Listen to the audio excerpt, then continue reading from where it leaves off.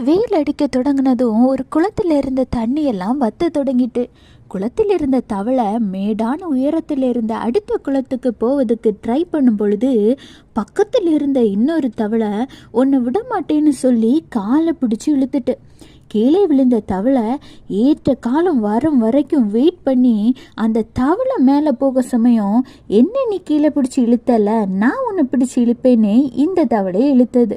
இப்படியே தவளைகள் ஒன்று மேல் நோக்கி போகும் பொழுது சமயத்தில் அடுத்த தவளை கீழே இழுக்க இழுக்க மற்ற தவளைகள் எல்லாம் ஒருவருக்கொருவர் ஒற்றுமையாக உதவி செய்து அழகான நீருள்ள அடுத்த குளத்தை பார்த்து போனது.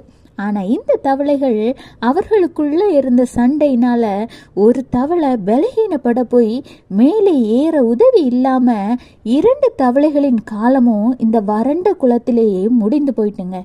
சில சமயங்களில் நம்ம வாழ்க்கையும் இப்படி தாங்க இருக்கு. நம்ம